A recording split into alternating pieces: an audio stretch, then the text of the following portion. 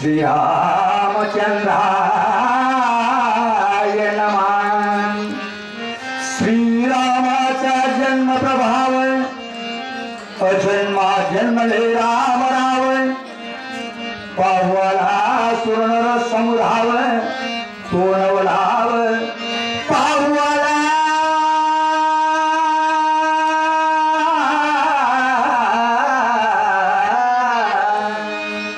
पुत्र गजानन, अंजनी पुत्र हनुमंतराय, कौसल्या पुत्र प्रभू रामचंद्र आणि शरण एका जनार्दन।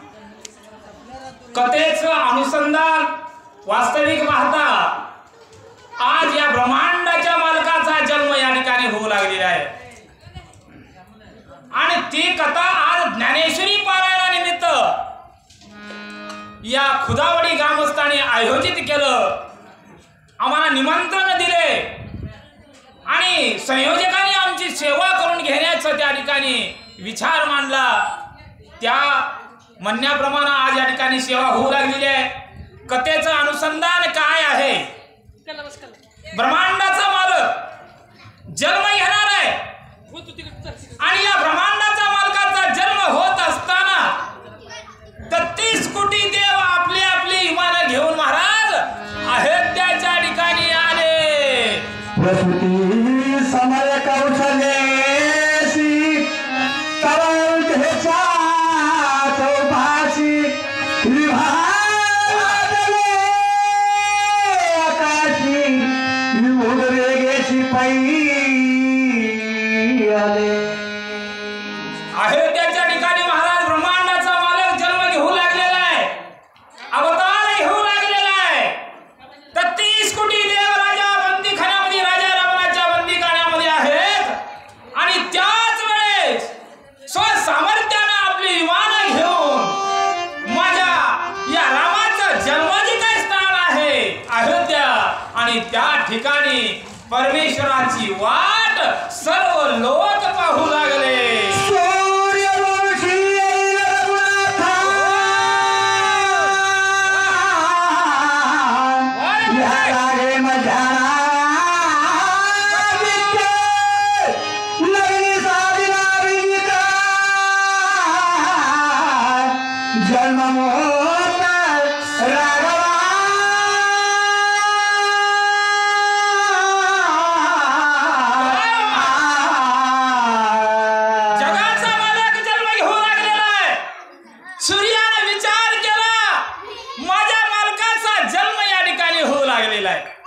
सूर्य सुद्धा जाग्यावर थांबला महाराज आणि माझ्या या ब्रह्मांडाच्या मालकाचा जन्म झाल्यानंतर त्यांचं दर्शन व्हावं ही एक आतुरता सूर्याला लागली आणि तो सूर्य सुद्धा जन्म वेळेची वाट पाहू लागला। वक्री अतिशय होऊन वेगी चालवला पण केंद्रियानी उच्च स्थान तेथे ग्रहण सोये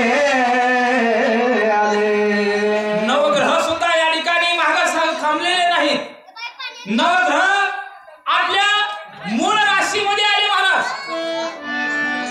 मूळ राशीमध्ये येऊन माझ्या भगवंताच्या जन्माची जी वेळ आहे ती वेळ नवग्रह सुद्धा या ठिकाणी पाहू लागलेले आहे।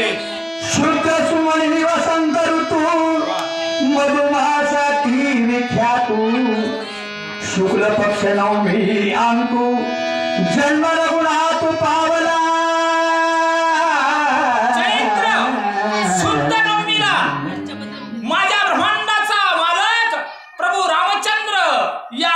जन्म घेतलेले आहेत महाराज आणि जन्म घेतल्यानंतर या ठिकाणची जी काय असणारी प्रभू रामचंद्राचं स्वरूपाचं वर्णन आहे, आध्यात्मिक स्वरूप वर्णन नाथबाबाने केलेलं आहे आणि त्या ब्रह्मांडाच्या मालकाचं जे काही शरीर आहे, जो देह आहे, त्या देहाचं पूर्णपणे आध्यात्मिक स्वरूपाचं दर्शन नाथबाबा तुम्हाला आम्हाला देणार आहे। श्रीराम स्वये अयोनी तो परशना नाही जन्मयोनी कौशल्या समुख देखे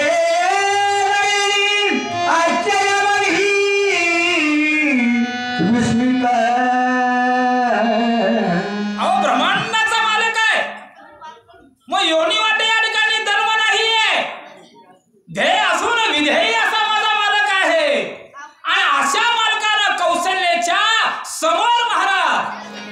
चतुर्भुज अवस्थेमध्ये उभा टाकलेला आहे आणि माझ्या कौशल्याला नवल वाटू लागलं. नाही लागली वेण उद्भट, नाही दुखिनले गर्भकोट. स्वयंराम झाला प्रकट, आती उद्भट निज तेजे.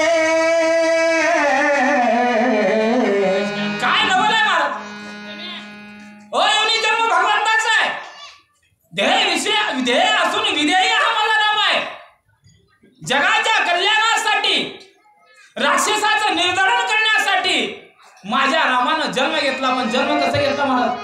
चतुर्भुज अवस्थेमध्ये जन्म घेतला. कारण कौशल्याला जे काय होणाऱ्या यातना गर्भाच्या आहेत ती यातनाच या ठिकाणी झालेल्या नाहीत. असा देव माझ्या कौशल्य मातेसमोर उभा टाकलेला आहे. स्वयंप्रकाश स्वयंलीला निज तेजे आती. स्वज्वल घवघवीत घन सावळा, देखे डोळा कौशल्या. वा, काय नवल झालं या ठिकाणी. चतुर्भुज अवस्थेमध्ये प्रभू त्या ठिकाणी दत्त म्हणून उभा टाकले. स्वप्रकाशित त्या भगवंताने जगाला प्रकाश दिले महाराज. मग त्यांना प्रकाशाची गरज आहे का? स्वप्रकाशित. अरे ज्या जगाला प्रकाश देणारा माझा मालक आहे आणि त्या मालकाला दुसऱ्याचा प्रकाश घेण्याची आवश्यकता नाही. असा स्वप्रकाशित असणारा प्रभू कौशल्य माते समोर उभा टाकलेला आहे.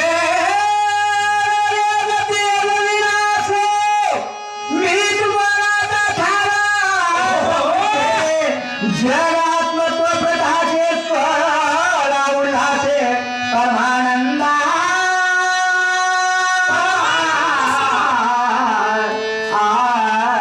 माझा राम चतुर्भुज अवस्थेमध्ये प्रकट झाला. कौशल्य माता होऊ लागली. स्वप्रकाशित झालेला आहे. जगाच्या ठिकाणी प्रकाश निर्माण करणारा कोण असेल तर माझा राम आहे. त्याला दुसऱ्याची प्रकाशाची गरज नाही. आणि असा राम जन्मतय त्याच्या देहाच्या ठिकाणी मोह ममता सुद्धा राहू शकणार नाही. एवढं महत्व माझ्या प्रभूच्या चरणाच्या ठिकाणी आहे. म्हणून नाथ बाबा सांगू लागले, ज्याते जाते निज निर्धार असो समोळ विरे. त्रैलोक ब्रह्मत्वे अवतरे सर्वांगी भरे स्वानंदे. अशा ब्रह्मांडाच्या मालकाचं स्वरूप बघितल्यानंतर या देहाच्या ठिकाणी असणारे षड विकार नाही सेवणार आहेत महाराज. काम, क्रोध, मद, मत्सर, धम, अहंकार या देहाच्या ठिकाणी मी तुला, मी पणा किंवा तुझापणा हा कुठलाच आठव होणार नाही. अशा ब्रह्मांडाच्या मालकाचा जन्म या ठिकाणी होऊ लागला, झालेला आहे. कौशल्य माता ते पाहू लागलेला आहे. जाते जाते दिले आणि ते विषयाचे विषद्वार, बंद मोक्षाचे पिरडे कुठे स्वयं कोणाने परब्रह्मा. मुखावट राम जर म्हणलं तर अनंत जन्माचं पाप निघून जाते महाराज.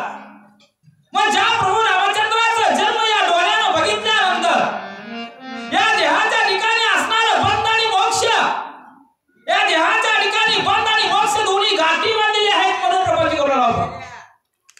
बंधन आहे आणि बंधनातून मोक्ष मिळणार आहे महाराज. मग हे सुद्धा अलिप्त झाले. कुणाला बघितल्यावर?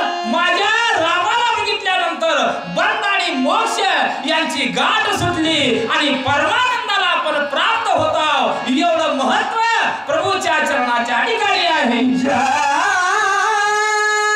जाते वृत्ती रविचंद्र हे स्वरे हरपती. वा, ते तेज प्रकाशे बाह्य स्फुरती. निर्मल स्थिती सुख गोंधे. काय नवल आहे हो. माझ्या प्रभूचा जो स्वरूप आहे स्वरूप बघितल्यानंतर चंद्र आणि सूर्य सुद्धा लोप पावावं, कारण त्याच्याही पेक्षा दैदिप्यमान सूर्यचा जे काय असणार तेज आहे, हजारो सूर्य एकत्र राहिल्यानंतर त्याचं तेज कसं राहावं, त्या तेजापेक्षाही प्रखर तेज माझ्या भगवंताचं आहे. आणि असं तेज बघितल्यानंतर आपला जो काही संसार आहे, संसाराचा गाडा आहे, भवसागर आहे, या दुःखाच्या भवसागरामधून आपली जी काही नाव आहे प्रपंच रूपी, ते पहिल्या तीराला जाण्यासाठी वेळ लागणार नाही म्हणू लागले. अर्ष स्वभावी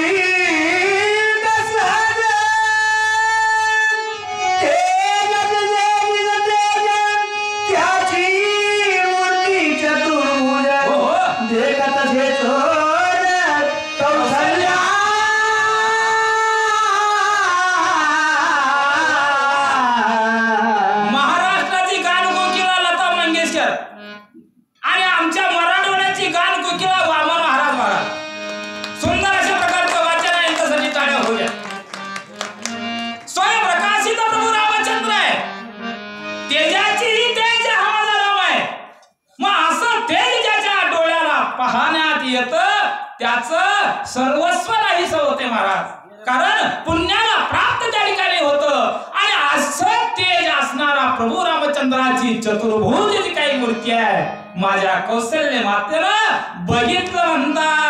देखे ठकराचे निज ठाण, जो हाती धनुष्य बाण, करावया राक्षस निर्धारण, उडी काढून विळ्याचे. चतुर्भुज अशा प्रकारचं दोन्ही हातामध्ये बाण धरलेला आहे महाराज, धनुष्य बाण कानापर्यंत ओढू लागलेला आहे, दुसऱ्या हातानं जगाच्या कल्याणासंताची विभूती जगाला आशीर्वाद देऊ लागलेले आहेत. आणि असा चतुर्भुज माझा राम माझ्या कौशल्यानं पाहू लागले.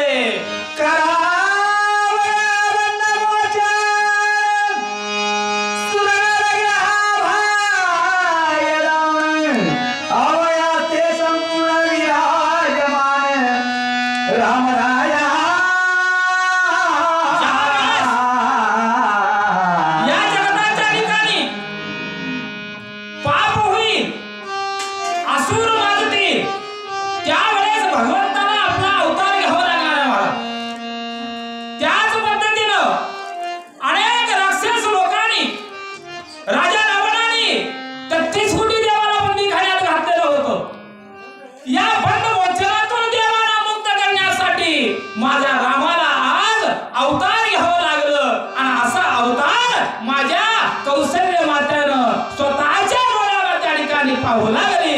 करिता राम राम स्मरण,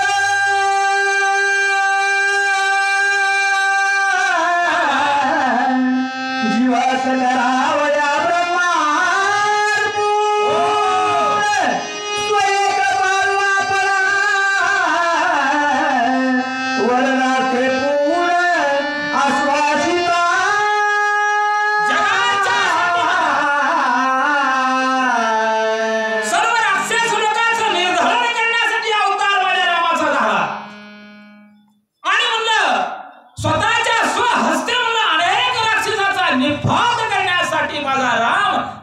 अयोध्येमध्ये जन्माला आला.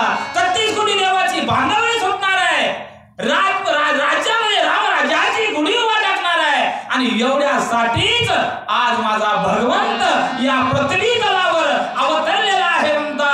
चरणात रक्त शोभा, लोपित बाळ सूर्याची प्रभा, जगाचे उरली जगदंबा, चरण रंगा. बघा माय, आता इथून ऐकण्यासारख्या आध्यात्मिक स्वरूपाचं वर्णन आहे बरं का. नागबाबांनी परमेश्वराला प्रगट करायचं म्हटलं की स्वरूपाचं वर्णन महाराज त्या ठिकाणी केलेलं आहे. मग त्या वर्णाचं सूक्ष्मातून सूक्ष्म अशा प्रकारचं जे काही आध्यात्मिक वर्णन आहे या ओवीपासून सुरू झालेलं आहे. भगवंताची जी काय तळपाय आहे ते तळपाय लाल भडक अशा प्रकारचं हजारो तेज सूर्याचं चमकावं आणि त्याची जी काही प्रकाश असते ती प्रकाश मला तळपायाच्या ठिकाणी आलेली आहे आणि या जगाच्या ठिकाणी जगाला भुलवणारी जी माया आहे. माया म्हणजे काय महाराज? हे आपलं तुपलं माझं म्हणून प्रपंच होतं बरं का, ह्याला म्हणावं माया. आणि त्या मायेला सुद्धा वाटलं की आपण रामाच्या तळव्याच्या ठिकाणी जाऊन बसावं आणि आपला सुद्धा उद्धार होईल असं म्हणून ही जगाची जगदंबा, जगाची असणारी माया, ती माया माझ्या प्रभू रामचंद्राच्या तळव्याशी येऊन या ठिकाणी अवतरलेली आहे. माया तर्क्या सर्वाची वेदशास्त्री प्रसिद्धी ऐशी ती भुलई चरणाची झाली दाशी सर्वदा. कथेकडे लक्ष द्या माय, गावळ करू नका, कारण मन विचलित होते. मन विचलित झालं की विषय हा, कारण आध्यात्मिक स्वरूपाचं वर्णन आहे. मन तन मन धन एकाग्र चित्त करून ऐकलं पाहिजे तर कथा ऐकल्याचं सार्थक होतं, नाही तर मग काय काही उपयोग नाही मला. म्हणून पुन्हा एकदा नम्र विनंती आहे, सर्व श्रोत्यांना नम्रतेची विनंती आहे, या ठिकाणी तन मन धन एकाग्र चित्त करून ऐका तरच आपल्या जन्माचं सार्थक होणार आहे. या जगाला भुलवणारी जी माया आहे त्या मायेला, त्या जगदंबेला काय वाटलं? नाही म्हणले रामाच्या चरणाच्या ठिकाणी जर गेले तर माझा सुद्धा उद्धार होईल, माझं सुद्धा कल्याण होईल ही मायाला वाटलं. आणि असं वाटल्यानंतर माया माझ्या प्रभूच्या चरणाच्या ठिकाणी लीन झाली म्हणतात. संकादिगाती विरक्त तेही चरणारिंदी असत भ्रमर होई संतप्त अमोल घेत स्वानंदे. ब्रह्मण झाले संत लोक, ऋषीगण. सनकादिक ऋषीला वाटलं अरे रामाचा धर्म त्या ठिकाणी झालेला आहे, आपण अयोध्येला जावं. आणि सनकादिक ऋषी जगातील सर्व अयोध्येला आले महाराज आणि अयोध्येला येऊन त्या प्रभूच्या तळव्याच्या ठिकाणी पायाच्या ठिकाणी लीन झाले. त्यांना सुद्धा वाटलं आम्ही तप केलेलं आज सार्थक झालं. कारण ब्रह्मांडाचा मालक, या ब्रह्मांडाच्या मालकाचं दर्शन आज या ठिकाणी झालेलं आहे असा भास झाला. आणि सनकादिक ऋषी सुद्धा प्रभूच्या चरणी लीन झाले. चरणाची सामुद्रिका नवल वेदशादिका ध्वजांकुशं धवरेका पायी पद्म देखा यावतीत. भगवंताचं स्वरूप तुम्हाला कळलंय का महाराज? कळालं नाही हो. वेदाला कळालं नाही, श्रुतीला कळालं नाही, शास्त्राला कळालं नाही महाराज. 4 वेद, 18 पुराण आणि 6 शास्त्र आहे. त्यांना सुद्धा वाटलं आपल्यापेक्षा हा ब्रह्मांडाचा आपला मालक श्रेष्ठ आहे आणि याच्याच जन्माच्या ठिकाणी जावं हा विचार वेदाने केला, श्रुतीने केलं, शास्त्राने केलं आणि त्यांचे तोडण होऊन प्रभूच्या चरणी लीन झाले.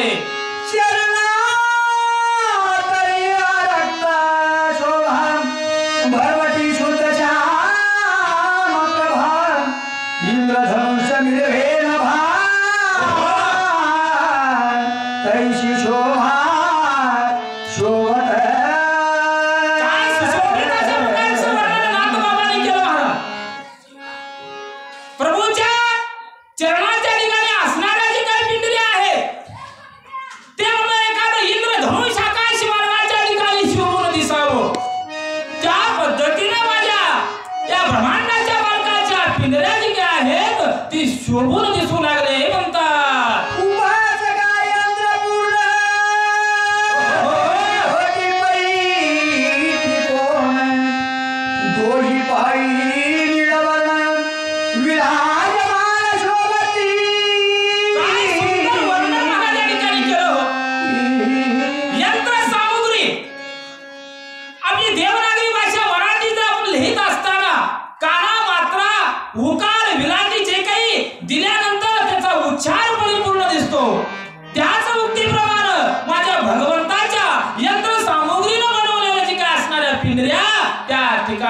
शोभून दिसू लागल्या. यंत्रपीठ वर्ण प्रबळा तैशी पोटारिया सरळा अक्षरोपच्या निराळा तिनेवर सुकुमारा. बघा म्हणजे अशा प्रकारचं यंत्र सामुग्रीनं बनवलेलं जसं सुशोभित दिसावं आणि आनंदात मला त्या ठिकाणी वाटावं त्याच पद्धतीने आमच्या रामाचा जे काही पिंजऱ्या आहेत ते सुशोभित सुंदर अशा प्रकारच्या शोभून दिसू लागल्या. जाणू चक्रियाती वर्तुळा जैसे आरशे निज निर्मळा निरात्मरूपी सकला तेरे ताताळ प्रतिबिंबा. जाणूचक्र महाराज, जाणूचक्र म्हणजे काय? पिंजऱ्याच्या खाली असणारे घोटे. ती घोटे अशी सुशोभित दिसू लागली की बघणाऱ्याला सुद्धा असं वाटावं की म्हणजे खरंच आपल्या जीवनामध्ये धन्यता या ठिकाणी आपल्याला लाभली की काय, अशा प्रकारचा भास व्हावं एवढं सुंदर सुशोभित अशा प्रकारचं दिसू लागलेलं आहे म्हणतात. गर्दळी स्तंभाचे शुद्ध सार त्यामुळे माझीला सुकुमार लागता कुपती चंद्रकर आयशा रोवार जनंद्रिया. अहो, कर्दळी स्तंभ जसं शोभून दिसावं त्याच पद्धतीने माझ्या रामाचे जे असणारे पाय आहेत, चरण आहेत, जे पिंजरे आहेत ते सुशोभित अशा प्रकारचं या ठिकाणी दृष्टीच पडू लागलेलं आहे. स्मृती आणि स्मृती दोही परिवाटी गणती अनुमोदान निश्चिती उपवेद स्थिती विभाग. बघा म्हणजे त्याच भगवंताच्या जन्माच्या ठिकाणी श्रुती आणि शास्त्र महाराज त्या ठिकाणी आले. त्यांना सुद्धा वाटू लागलं की भगवंताच्या जन्माच्या ठिकाणी आपण राहावं आणि अखंडत रामनामच घ्यावं, मग त्या जन्माच्या ठिकाणी आलेलं सार्थक होतंय. अशा प्रकारचा विचार करून श्रुती आणि शास्त्र सुद्धा महाराज भगवंताच्या चरणी लीन झाले. वेदांत शुद्ध शास्त्र थोर चरणी गजती तोडार धन्य द्वैत्याचे शरीर भार चरणी निरंतर उडती तोडली. श्रुती शास्त्र वर्णन करता येणार नाही मला. एवढं सुंदर अशा प्रकारचं चैन तोडर आमच्या प्रभू रामचंद्राच्या पायामध्ये घातलेला आहे आणि तोच तोडर असणारा जो काही पाय आहे त्याच पायानं जे काय दुष्ट राक्षस लोक आहेत त्याचं निर्दळ माझा राम या ठिकाणी करणार आहे म्हणून सांगतात. जगाचे गुह्य श्रीराम पुरा त्या गुह्याचे गुह्य लक्षण वा. तेथे जाऊ शके कोरा जानकी. ते सुख संपूर्ण जानकी भोगी. भगवंताच्या स्वरूपाचं वर्णन महाराज त्या ठिकाणी गुह्य ज्ञान जगाचंही असणारं गुह्य ज्ञान म्हणजे जे काय परमेश्वराचं जे काय गुह्य अशा प्रकारचं ज्ञान आहे, गुह्य अशा प्रकारचं ध्येय आहे, गुह्य अशा प्रकारचं शरीर आहे ते कुणी जगानं पाहिलेलं नाही. मग ते पाहण्याचा अधिकार कुणाला आहे? विधेयी असणारा जनक राजा महाराज आणि त्या जनकाची मुलगी सीतामाई. अधिकार कुणाला आहे का? दुसऱ्याला अधिकारच नाही महाराज. गुह्यातून गुह्य जे पाहण्याचा अधिकार कुणाला असेल तर जानकी मातेला आहे. जानकी शिवाय कुणीही पाहू शकत नाही. एवढं गुह्य त्याच जानकीला पाहावं लागणार आहे म्हणून नाथ बाबा सांगू लागले. आणि पुण्याच्या छाती चित्रण काशेशी पितांबरा तेज दुर्धर दे दीप्ती माळा. आणि अशा शरीरावर सुंदर अशा प्रकारचं जे उपकरण आहे ते काय महाराज छिद्रांकित आहे का छिद्र अछिद्र आहे? कारण छिद्रच नाही. आपण जे घेतो त्याला छिद्र आहे, बरोबर आहे का? आपण घेतलेला आहे छिद्र आहे, पण त्या भगवंताच्या कपड्याला छिद्र आहे का? अखंड आहे बरं का. भगवंतच अखंड आहे महाराज, पण छिद्र सुद्धा त्या ठिकाणी नसणार आहे. असं आच्छादित अशा असणारं जे काही वस्त्र आहे ते वस्त्र सुद्धा प्रभूच्या चरणी लीन झालं. पितांबर श्रीराम काशेशी लागला निजा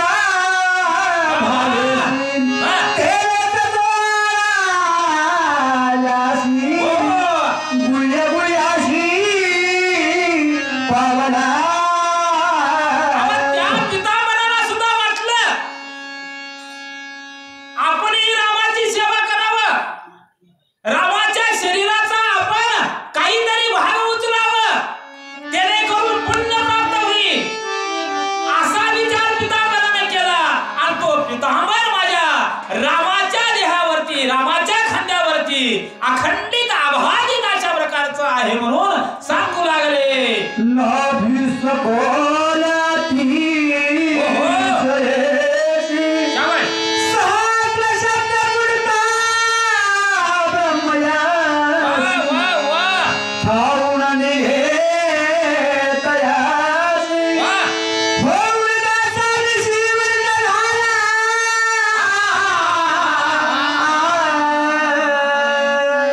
सगळेच देव आलते महाराज. जरा इकडे या तुम्ही. मला कोणीतरी मान हलवणारा पाहिजे म्हणजे तेव्हा सांगायला प्रोत्साहन येते. कारण ही मोबाईल युट्यूब आड आहे. आमचे महाराज दिसना झाले. काय म्हणलं? जगाच्या कल्याणासाठी संतांची युवती बना. प्रभू रामचंद्र अवतरलेले आहे. 33 कोटी देव विमान घेऊन आले, पण त्यात 33 कोटी देव राहिले तर ब्रह्मदेव राहणार आहे का हो? ब्रह्मदेवानं काय केलं विचार? नाही म्हणले बाकीचे देव विमान घेऊन वाट बघू लागले. मी रामाच्या भूमीत जावं म्हणले. नाभी कमलात म्हणजे भूमी महाराज भगवंताची, त्या भूमीत जावं म्हणले आणि त्या भूमीच्या ठिकाणी ब्रह्मदेवानं प्रवेश केला. परंतु बेंबीचा शेवट लागलेला नाही महाराज. लागला का वाद? लागल नाही. प्रभूने विचार केले, भगवंताने विचार केले, ब्रह्मदेवा कुणालाही अंत लागलेला नाही, मग तुम्हाला तर लागेल का हो? मग त्याच वेळेस ब्रह्मदेवाला प्रभू रामचंद्रानं काय सांगितलं ऐका. तेव्हा श्रीराम श्वासोनी बैसैला कमळासनी त्याची चतुर स्तोती उपदेशोनी श्रेष्ठ करोन स्थापिना. ब्रह्मदेवाची खदाडोल प्रभूनं ऐकली, बघितली डोळ्यानं महाराज. त्यावेळेस भगवंताने विचार केले, उगा हे रपाटा मारून खालून वरी, वरून खाली, खालून वरी, वरून खाली, ह्याला शेवट अंत लागलेला नाही. मग त्यावेळेस भगवंताने विचार केले आणि चतुश्लोक ज्ञान दिले महाराज. चतुश्लोक सांगितले ब्रह्मदेवाला. येण्या म्हणजे देवा, आता तुम्ही माझ्या या नाभी कमळामध्ये तुम्ही थांबा, तुम्ही कुठं फिरू नका. असं सांगितल्यानंतर ब्रह्मदेवाला आनंद वाटला आणि ब्रह्मदेवाला आनंद वाटून भगवंताच्या नाभी कमळामध्ये शिरावलेले आहे. श्रीरामाचे नरिस्थान बैसला देखे कमळासन त्याचे हृदयाचे महिमान बोलता मौना म्हणजे अशा प्रकारे महाराज ब्रह्मदेवाला त्या ठिकाणी कळाले नाही. मग श्रुती शास्त्राला काय कळणार आहे? काहीच कळणार नाही. भगवंताचा अंतच या ठिकाणी लागलेला नाही. म्हणून श्रुती शास्त्राला सुद्धा वाटलं आपणही भगवंताच्या चरणी लीन व्हावं आणि त्याच्याशिवाय मोक्ष सुखाची प्राप्ती होणार नाही, हा विचार त्या ठिकाणी केलेला आहे म्हणून सांगतात.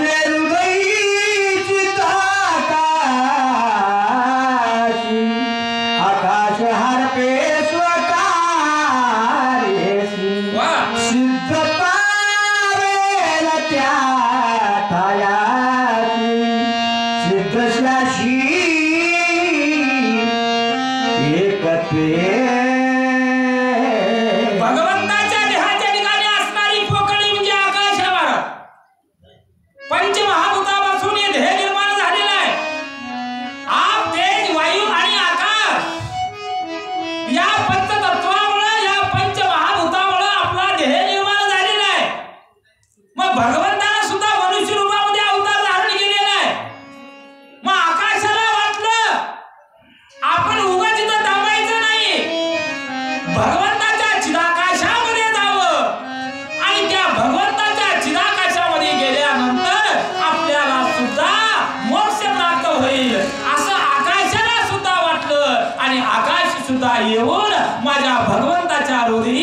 समावलेला आहे.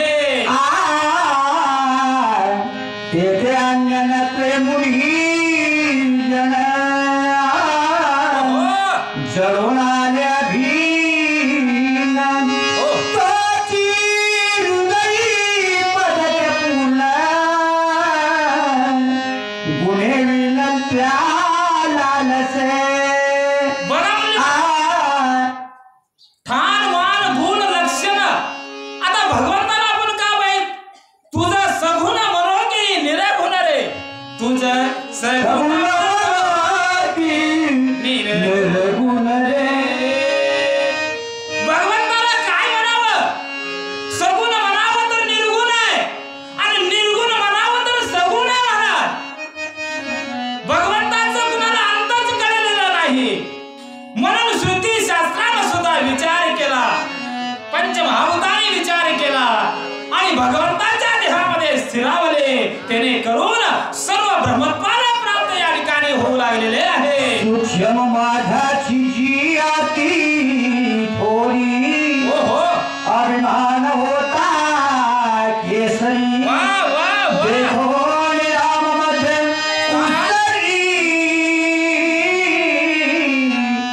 लाजे रान भरी ते झाले.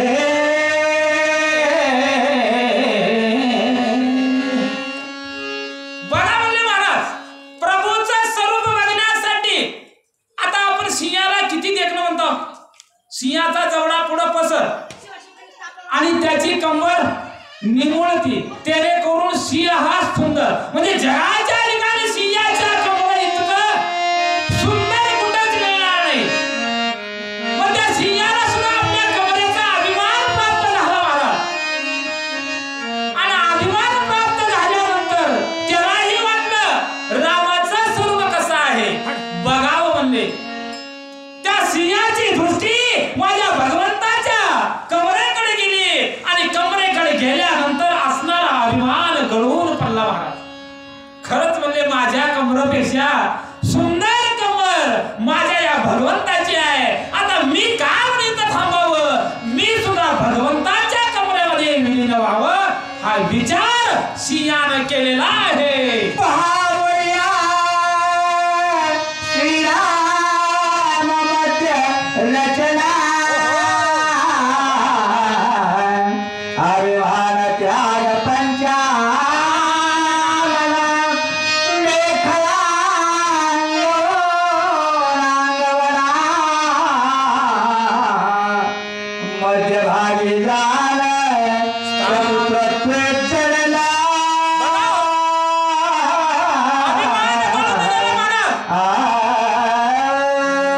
प्रभूच्या स्वरूपाकडे सिंहानं बघितलं, असणारा अभिमान नाहीसा झाला.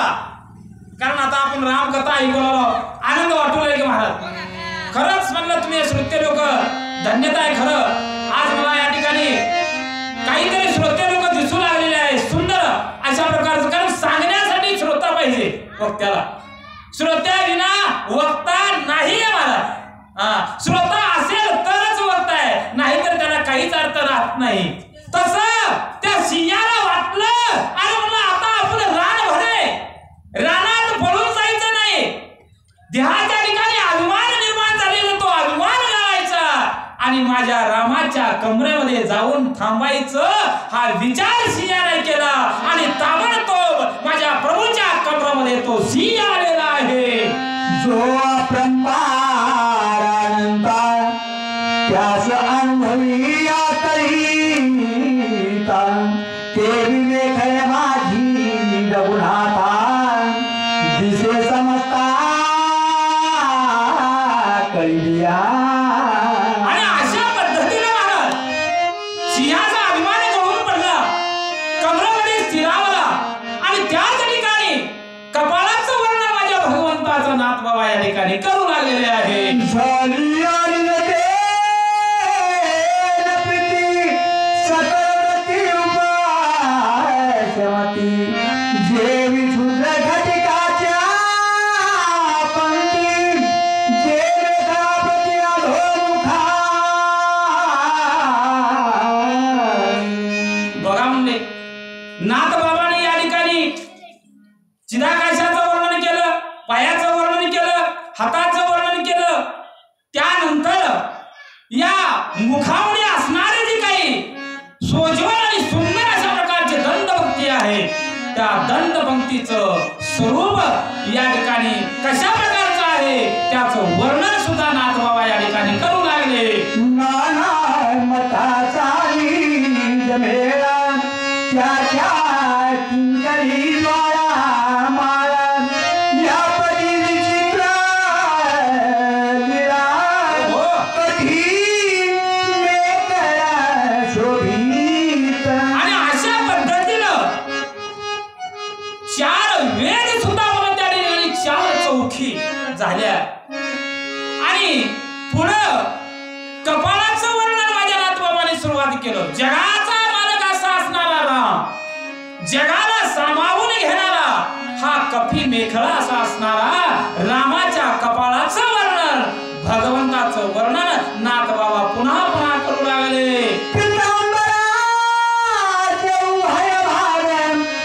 दोरी भाई मुक्ता झेणे अंगाचा फिटला पाल अंगीची अव्यंग निजांग शोभा. आणि अशा प्रकारचं पितांबर, शुद्ध सात्विक नावाचं जे काही पितांबर आहे ते पितांबर माझ्या भगवंताच्या मुकुटापर्यंत आलं. त्या पितांबराला सुद्धा आनंद वाटू लागलं, कारण भगवंताच्या अंगाचा संग मला या ठिकाणी लाभला. आम्ही बहुपुण्य केले महाराज, जन्मोजन्मी आम्ही बहुपुण्य केले, तेव्हा त्या विठ्ठले कृपा केली. त्या उक्तीप्रमाणे माझं काहीतरी पुण्य आहे म्हणून आज भगवंताच्या देहावरी, भगवंताच्या स्वरूपावरी माझं पितांबर या ठिकाणी झाकलं गेलं आणि त्याने करून मी धन्यता झालो असं पितांबराला सुद्धा वाटू लागलं. ज्याचे पाहता वृक्ष स्थळ सभारे भरिता समूळ तेथे वती शिळा जनवनस्तकाळ समसंसाम्य. आणि भगवंताच्या हृदयाचं वर्णन त्या ठिकाणी, वक्ष तळाचं त्या ठिकाणी वर्णन नाथबाबा करू लागले. या हृदयाच्या ठिकाणी पूर्ण जग म्हणलं, या जगाच्या ठिकाणी असणारे पशु प्राणी जीवमात्र जे आहेत ते सर्व म्हणलं त्यांना सुद्धा वाटलं भगवंताच्या हृदयामध्ये जावं.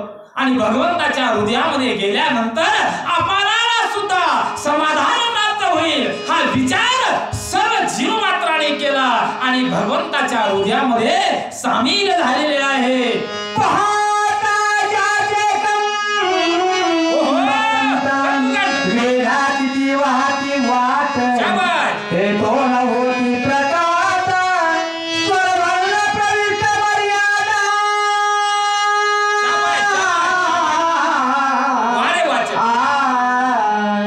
सुंदर अशा प्रकारचं वाचक आहे महाराज. कारण 150 किलोमीटर मागे गेलो महाराजाच्या आज्ञेनं. लांबले महाराज येते महाराज, महाराष्ट्रात 1 नंबर. हा, या ठिकाणी भगवंताचं वर्णन करत असताना नाथबाबाला सांगू लागले, भगवंताच्या कंठामध्ये असणारं जे कंबुकंठ आहे त्या कंबुकंठावाट वेदाचा सार निघू लागला महाराज. 4 वेद त्या कंबुकंठामध्ये सामावले गेले आणि भगवंताचं नामस्मरण करू लागले. इतकं महात्म्य प्रभूच्या कंबुकंठामध्ये आहे म्हणून नाथबाबा सांगू लागले. तेथे मुखा माझी दंतबंध चौकीने 4 मिरवती चिदानंद दीप्ती सोलीवर. अशा कंबुकंठाच्या ठिकाणी प्रभूच्या जवळामध्ये दंतपंक्ती अगदी मोत्यासारख्या म्हणून त्या ठिकाणी विराजमान झाल्या. आणि 4 वेदाला सुद्धा वाटू लागलं प्रभूच्या भगवंताच्या मुखामध्ये दंतपंक्तीमध्ये सामील व्हावं आणि रामाचंच गुणवर्णन करावं असा भास या 4 वेदाला होऊ लागला. वेदाचं समाधान कशामध्ये आहे की भगवंताच्या कंबुकंठामध्ये जर आपण स्थिरावलो आणि रामाचं नामस्मरण घेतलो तर या जगाचाही उद्धार होणार आहे, आपलाही उद्धार होणार आहे, असा विचार करून 4 वेद माझ्या भगवंताच्या कंबुकंठामध्ये स्थिरावले. सांगता जीव शिव विभाग जनी कैसी देखे आधारोनी ऐक्य आले श्री राम वदनी मिळले एकत्व. काय नवल आहे महाराज, एक झाड आहे, महाबलाढ्य वृक्ष आहे महाराज, आणि त्या वृक्षावर जीव आणि शिव 2 पक्षी बसले. जीव म्हणजे आपण, शिव म्हणजे भगवान, हे तर जगाला माहितच आहे, मी सांगण्याची गरज नाही. मग अशा वृक्षावर बसलेले जीव आणि शिव ते दोन्ही एकत्र आले आणि एकत्र येऊन विचार करू लागले. कुठं जिथं काम चांगलं होत असेल तिथं महाराज जर मन बुद्धी चित्त अहंकार याच्या पलीकडे जाऊन मनानं जरी विचार केलं, चांगले विचार अंतःकरणाच्या ठिकाणी आले तर वैरी सुद्धा एकत्र येऊ शकतात. पण आता ती वृत्ती आपल्यात राहिलेली नाही महाराज. चांगल्या कामासाठी आपण विचार करावं, एक व्हावं, पारायण करावं, रामकथा लावावं, हा विचार जगाचा झाला, गावकऱ्याचा झाला तर कार्य सिद्धीला जाणार आहे, नाहीतर सिद्धीला जाणार नाही. तसा जीव आणि शिव एकत्र झाले, त्या दोघांनी विचार केला, अरे म्हणले ह्या मोठ्या वृक्षावर बसून उपयोग नाही म्हणले. अरे भगवंताच्या देहाच्या ठिकाणी विलीन जर झालो तर आपलं सुद्धा कुणीतरी नाव घेईल, आपलं सुद्धा उद्धार होईल, असा विचार जीव आणि शिव केले आणि भगवंताच्या स्वरूपामध्ये विलीन झाले.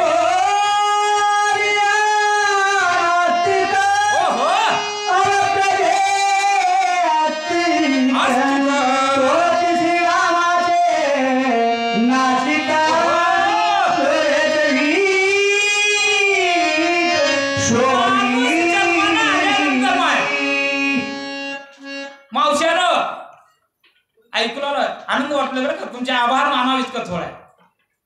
माणूस जन्माला घातल्यानंतर बिगर नाकाचे घातल्यावर उपयोग आहे का? किती बी देखणार राहो पण नाक राहो, काळं राहो नाक राहो, डबरं राहो पण नाक राहो. मला नाकाशिवाय गोडच वाटत नाही. बरोबर आहे महाराज, मला बरोबर आहे, महाराजाला अनुभव आहे बरं का. नाकाशिवाय शोभाच नाही हो महाराज.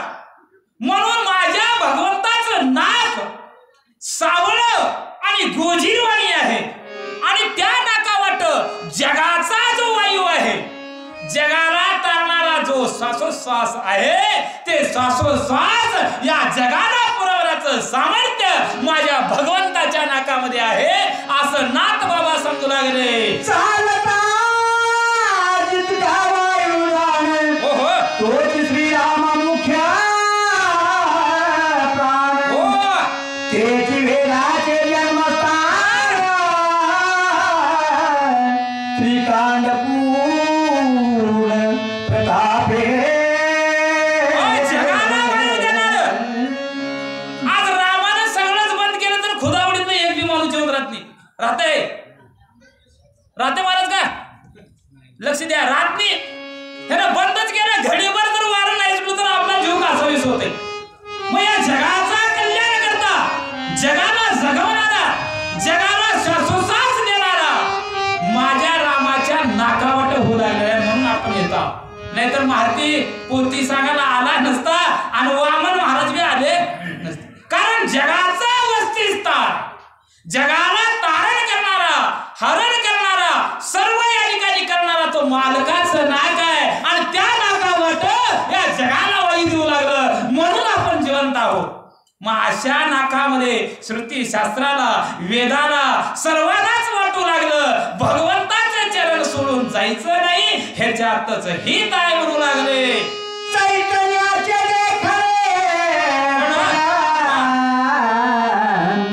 त्याचा डोळा रे चरण, देखा देखे देखा देखणे पण सभाया. बघा म्हणले मला, इथं त्रिपुटीचा विषय दृष्ट, दृश्य आणि दर्शन, दृष्ट, दृष्ट आणि दर्शन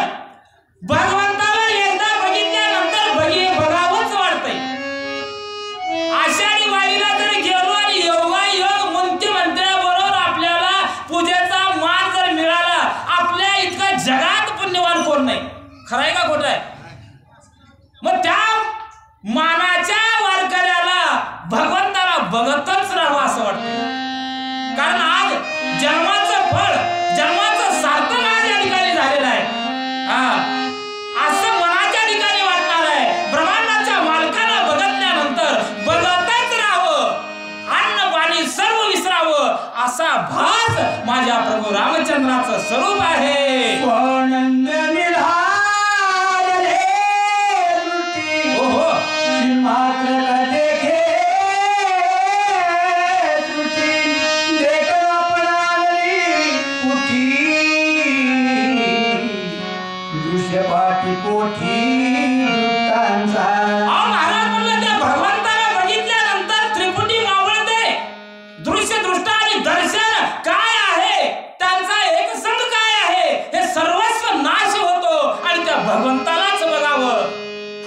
भास बघणाऱ्याला होतो. एवढं सुंदर स्वरूप या ठिकाणी नाथबाबांनी वर्णन केलं आणि ते तुम्ही आम्ही ऐकलो. खरंच आपल्या इतकं पुण्यवान कोणी नाही मला. वस्तुस्थिती आहे, प्रभूचा जन्म आज शुद्ध नवमीला या ठिकाणी होऊ लागलेला आहे आणि तोच आद्या सेवेकरते निवडलेला आहे.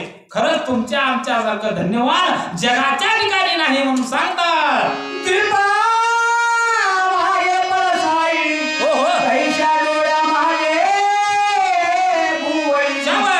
व्यंकटी साधोन पायी श्रीराम द्रोही विसरल्या.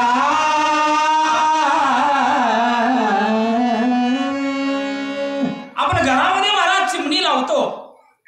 चिमणी लावल्यानंतर प्रकाश वर येतो आणि त्याच्या जी काय असणारी धूळ आहे ती चिमणी उचलल्यानंतर जसा कोण त्या चिमणीचा राहावा आणि त्याच्यावरती ती काळी धूळ बसावं. त्या धुळीला सुद्धा वाटलं नाही, म्हणलं रामाच्या डोळ्यावरती जावं. जगाचा मालक या ठिकाणी जन्म घेऊ लागलेला आहे. डोळ्यावरती जावं, भूया होऊन अखंडत्व स्वीकारावं. ह्याच्यातच हित आपलं आहे असा विचार त्याने केला आणि भगवंताच्या डोळ्यावरती भूया होऊन स्थिरावलेला म्हणतात.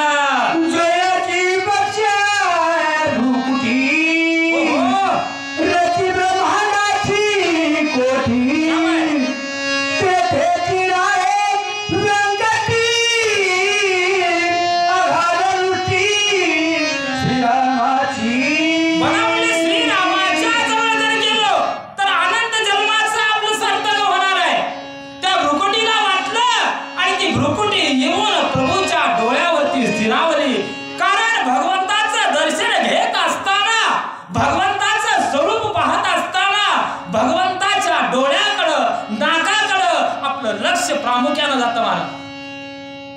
पंढरपूरला गेल्यानंतर, विठ्ठलाकडे गेल्यानंतर मुख बघावा असं आपल्याला वाटतंय. मग मुख बघितल्यानंतर आपली दृष्टी त्या डोळ्यावरती असणाऱ्या भुव्याकडे जाते. तसं त्या भुव्याला वाटलं येणारा जो भक्त आहे त्या भक्ताला सुद्धा माझं दर्शन व्हावं केवळ राम नामावर. रामाच्या डोळ्यावर जर आपण भुरकुटी होऊन राहिलो तर त्या रामाबरोबर आपल्यालाही या जगाचं दर्शन मिळेल असा या ठिकाणी आशा निर्माण झाली आणि ती भुरकुटी माझ्या भगवंताच्या डोळ्यावरती स्थिरावली.